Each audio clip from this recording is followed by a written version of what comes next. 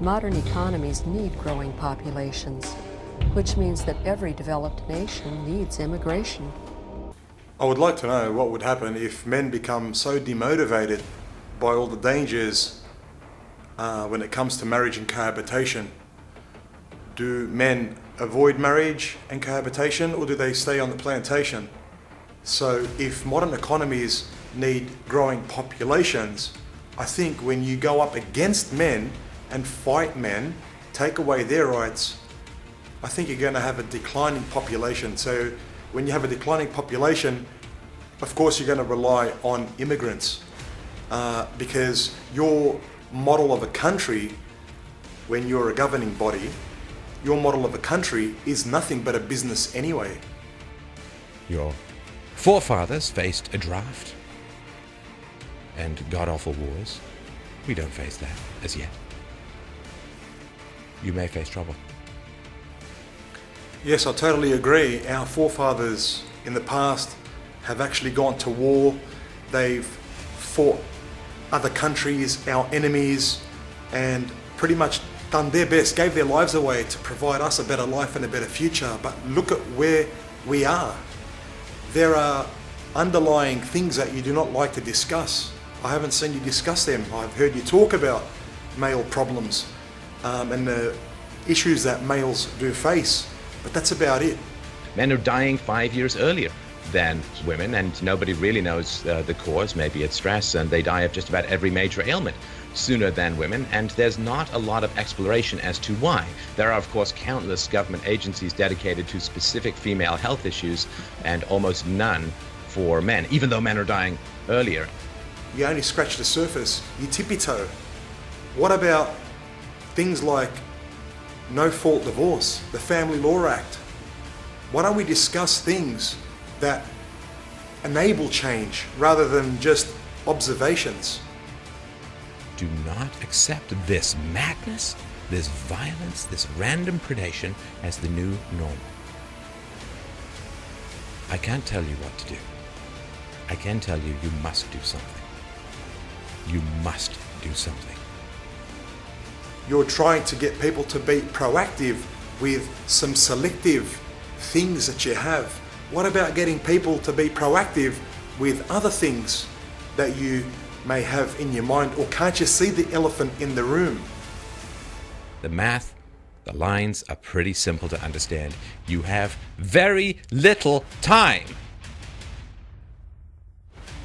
Just Google demographic winter. You have very little time. And time, the little time that you have is not on your side. You must act. I think it's really sad when people have to commit acts of terrorism in order for them to get a message across. It is very, very sad indeed. It is cruel, it is wrong and immoral, and if anybody is caught in the process, be it before or after an act, they should be either executed or in prison for a very long time.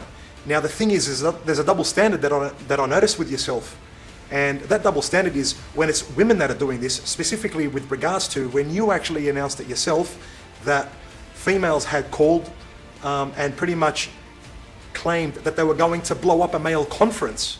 To you that is humorous. To me that is another form of terrorism. Men are dying. Men are dying in droves, committing suicide. Fathers committing suicide in droves, but nobody cares. But if they do care, they don't show that same type of passion that you put into such a video where you tell people to go act upon these specific issues. What about male issues? Why don't you get people to act on male issues, or aren't they that important? And there were reporters there openly hostile to the men's rights movement who were writing to put it down as much as possible. And if you can imagine, if men's rights groups had phoned in a bomb threat to a feminist conference, I mean, you understand the difference in sort of media reaction. It would be insane, hysterical. There'd be houses of parliament would convene to, it'd be like, it would be investigations, RCMP. When anyone calls a number and makes a bomb threat, this is an act of terrorism. irrespective of whether it be male or female. Although Europeans were pretty good at inventing, I don't know, science, modern medicine, the free market, freedoms all around the world, the separation of church and state. Women's rights! Ooh, there's a good one. Let's remind the ladies about that. That's not granted. That's not going to last forever unless people defend it. And there you have it. The problem is in your argument. Women's rights quickly took us to no-fault divorce, parental alienation, specifically alienating the father, male rape culture, manspreading promiscuous females under the guise of sexual freedom, alimony, men getting jailed for falling behind on payments, and must I remind you again, male suicide. The problem is in your argument, and the solutions are there if you search for them and implement them, act upon them, and get others to act upon them. But that's if you choose to. Men have zero rights. What are you inviting men to do? Rescue a culture or civilization that could care less for them than they do for dogs? These days, even dogs are cared for more than humans, specifically men. As long as this attitude is taken towards men, men will continue to walk away. There is no motive, no inspiration. If legislation was fair, there wouldn't be a need for immigration. The establishment means business. So there you have it. The problem is in your argument. Do you know what civilization is? Both achieving it and maintaining it. Civilization is embracing trouble. Because the alternative is staring you straight in the face. The alternative was staring you in the face since the Family Law Act and no-fault divorce were implemented, and it is still staring you in the face. I really feel like there needs to be mending rather than this sort of discourse, and that certainly includes feminists. I mean, I really wish that feminism would just disappear altogether, and that we wouldn't need to have these movements. Well, it will. I mean, it will. It will, because when the government runs out of money and feminism faces the market test of female happiness, right now, feminism is funded and it makes women unhappy. This is pure ignorance. To believe that the disappearance of feminism will cause a so-called mending will do nothing to bring back men to the plantation. All legislations will remain, no-fault divorce will remain, men will stay second-class citizens, male suicide rates will continue to worsen year after year. To mask up the attitude of gynocentric society does not mean that we will get rid of gynocentrism. On the contrary, this will just lure unsuspecting men into a trap where it is very likely that they will get burnt. Females are unhappy because they have exposed their true nature to men. You are resting the blame wholly on feminism. There are also other men to blame for men's suffering and men's demise, especially ignorant men.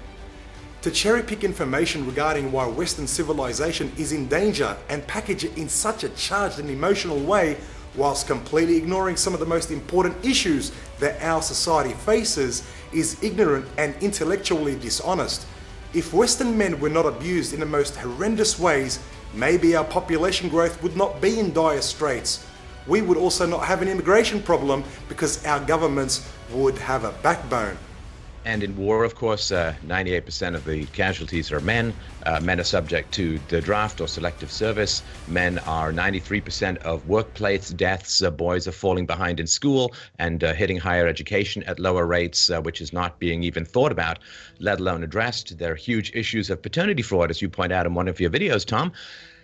A third of men who go for paternity testing find out they're not actually the father. That the woman has lied or kept information, at best is what we can say, about that situation. And the man sometimes is still on the hook for child support, even though he's not the biological father. And in the UK, I believe it is, the man has to get the permission of the woman to do paternity testing. Can you imagine a woman having to get the permission of a man to deal with something so intimate and so personal? It's shocking. And it's the kind of thing that until you know it, until you notice it, it's sort of like the air you breathe. You don't even think about it.